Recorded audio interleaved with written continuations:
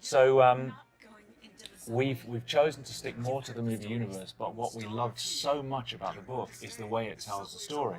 You get a picture of this entire war, this period in history, through the eyes of many different people all around it. So we've gone for a similar thing with the game. I love that. Yeah. So we have, in the release, the initial release, we have 3 episodes, and each episode deals with a different group of survivors. So there's 12 characters in total in the game. That's fantastic. All playable.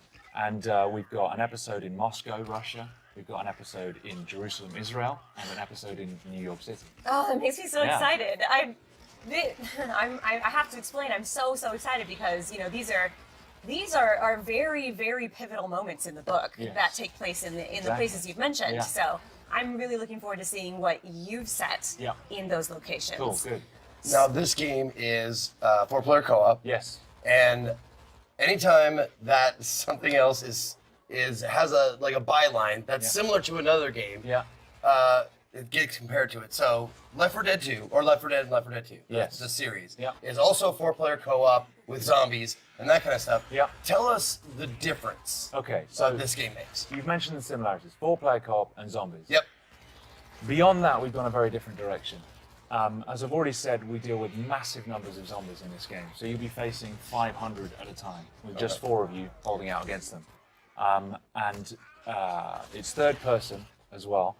And it's more of there are strategic elements to it which are completely new to the zombie genre. So when you're facing these zombies, you're going to have the opportunity to build up defenses from scavenged defense kits that you find lying around. And you've got limited resources, so you can't just build whatever you want.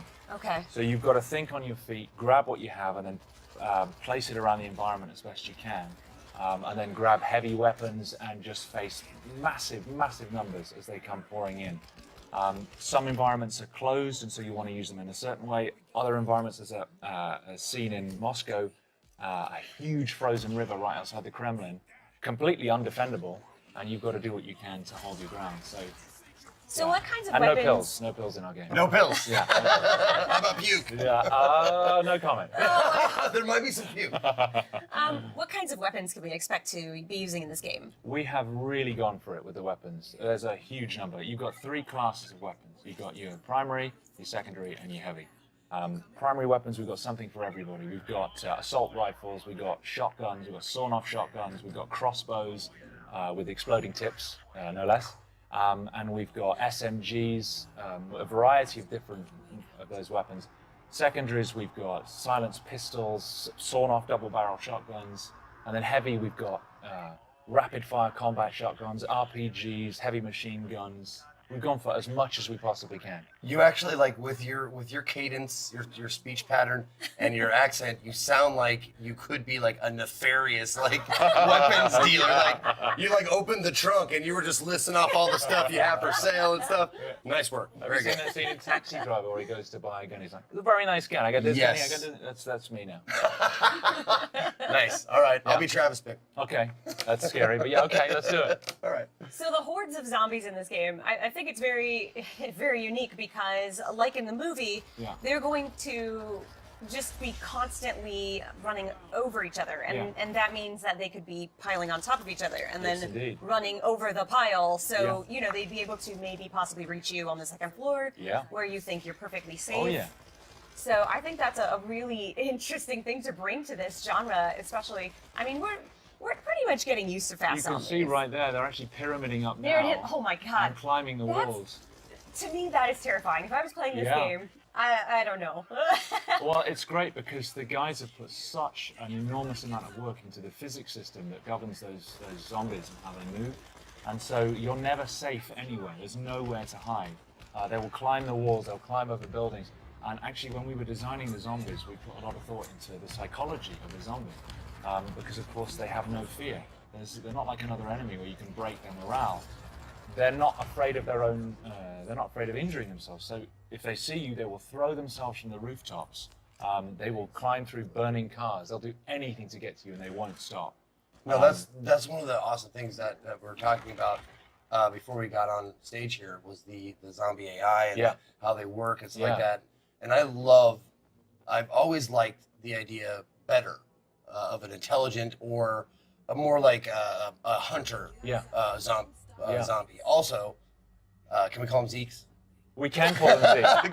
By the way, zombies are sometimes called Zeeks in this game and in the books and the movies and stuff. So let's call them Zeeks from now on. You heard it here.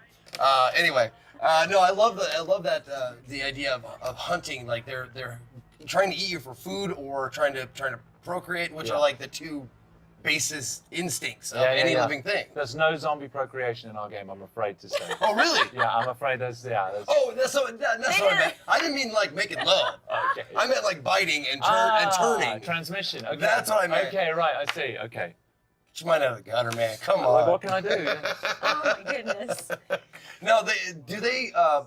Because it looks like they flow like a ant hive. Yes. Or ant hive. Ant colony. Yeah, there you go. Ant colony, yeah. Ant hive, whatever. Yeah, sure. Let's make some metaphors. Sure. But yeah, it looks like they like work like that. Like they swarm. They're not just 500 kind of independent individuals. They respond as a swarm, and so they will move and flow. Not just with. I mean, when they see you, they'll move towards you the best way they can. But if there's a wall in the way, they'll pyramid up and try and get over the top of each other and over the edge.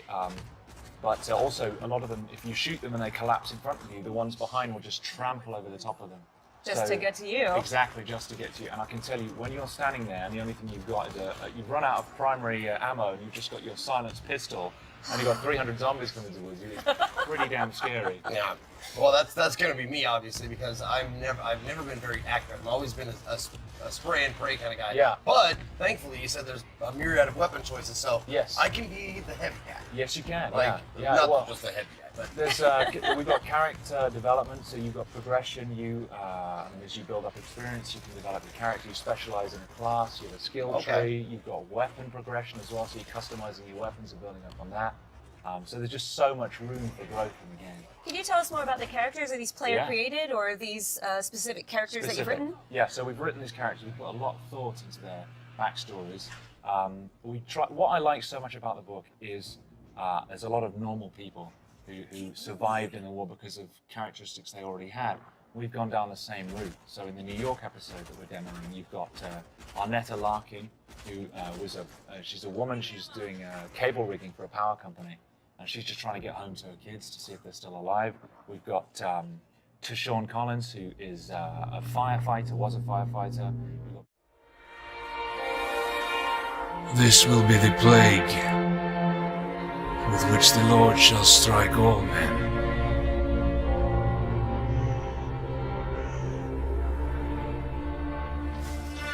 We are all that's left of a city beyond redemption, fulfilling our sacred duty to free the souls of the damned.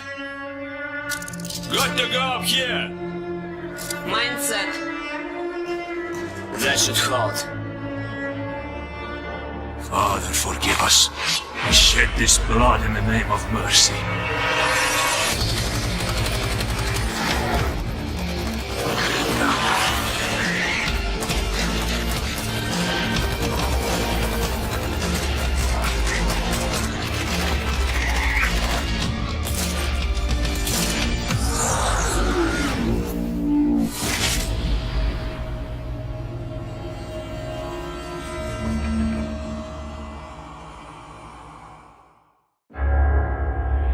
We thought the wall would stop them.